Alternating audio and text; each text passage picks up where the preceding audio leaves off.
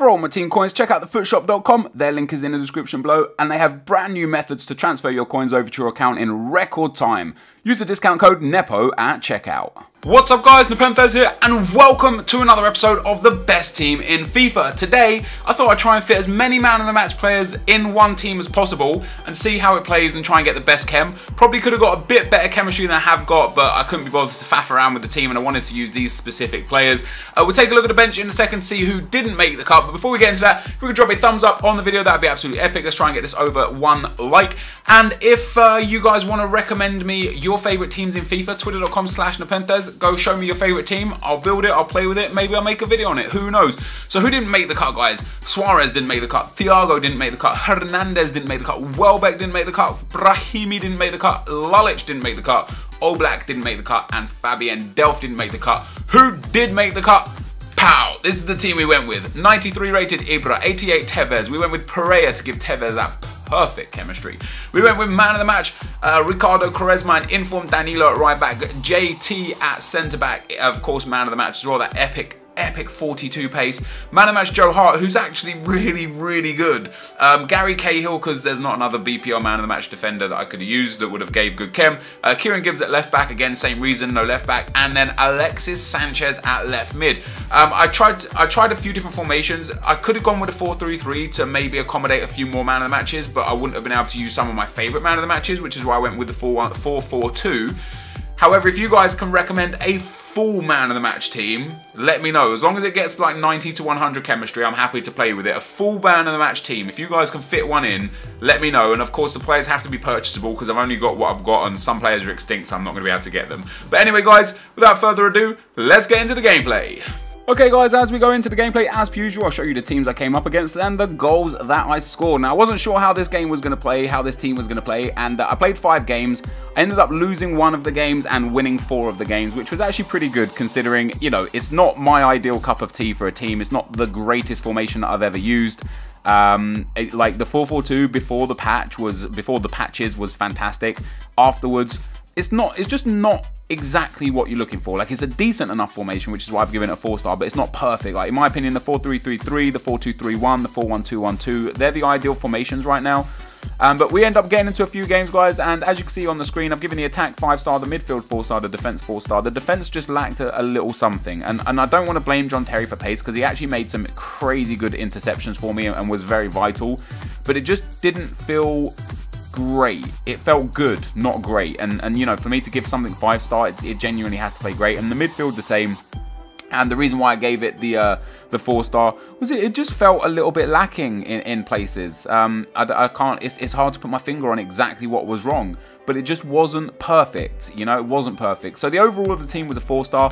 The attack was fantastic. You know, Welbeck playing from left to left. You know, playing up front. I always go attacking in my games. Welbeck going up front and playing pretty good, and the same with Quaresma. Quaresma scored a couple of nice goals that we're going to see as well. There's Alexis Sanchez bagging a goal in the 90th minute in the game that I did lose. Very frustrating game to lose as well. It was an end-to-end game that I just happened to be on the wrong end of. Do you know what I mean? Like, one of those games where sometimes you end up winning them 3-2, sometimes you end up losing them 3-2. Just depends what kind of FIFA gods are on your side or not. But in general, this team was a lot of fun to play with. I do want to try and make a full man of the match team to play with just for fun. I don't know if there is a 100 chem full man of the match team out there. If there is, let me know about it. But that is what I was saying with Quaresma. Look at that for a finish. He does I can't, what is it? Can't remember what the skill move is called, and then he just smashes it into the back end of the corner. And Quaresma again running down the right hand side, he gets the ball, steps inside, boom. What comes on? Pereira's here. Pereira wasn't great in this game. I think maybe that's why I gave the midfield 4-star. Ibrahimovic with a lovely fake shot there and puts that into the back of net. I think Pereira might have been the problem. Like, Matuidi was a good like stalwart in the midfield. He was good defensively. He's one of those players that's just always strong. I think Pereira was the opposite. I think he was just so weak and so bad in terms of actually trying to get the ball that it wasn't fun to play with him. Like, if I didn't have possession, he was useless, you know, absolutely useless. But if I did have possession, he was decent, which is why I gave him a 4-star. So the next team we come up against, we've got a Doumbia Ibarbo duo up top with Menez at cam. Not a bad looking team, Serie A team, based heavily around pace.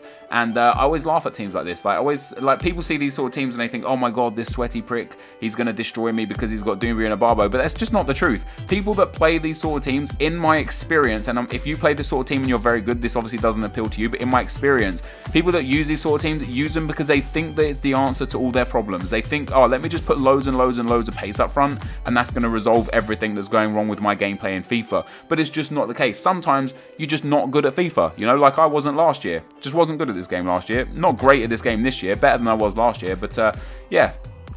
Scored some nice goals against this guy. We got a rage quit at 3-0 in the last game. I think we get a rage quit at 3-1 in this game after Ibra scores that fantastic goal. This guy decides he has had enough and, you know, basically says, fuck that. And I can understand why. I was dominating him. We get a 5-star rating for Ibra as well. Ibra was fantastic in this team. He was genuinely a joy to play with. And once again, value for money. 10 million, it's not value for money. Just because like for 1 million you can get a team that's going to play as good.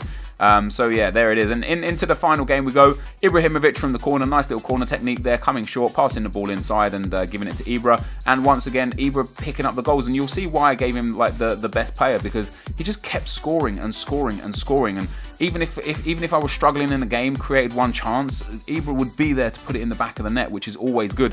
This guy made a mistake several times. He kept passing it to his player, eventually got it back with Ibra, scored the third goal. That completes his hat-trick before half-time, and we get ourselves a third consecutive rage quit at half-time, which is very nice. Always nice to see those rage quits come out, get the easy win, and move swiftly on. So this is the team once again, guys. It was a fun team to play with. I wouldn't necessarily recommend using it. I would make some changes to make it a little bit better, but it was fun to play with. A lot of orange cards, always nice to play with. This is going to be the end of the video. Thank you guys for watching it. If you did enjoy it, leave a like, rating, comment, and subscribe to my channel if you haven't already. We are closing in on 1 million subscribers. But for now, guys, I'm out.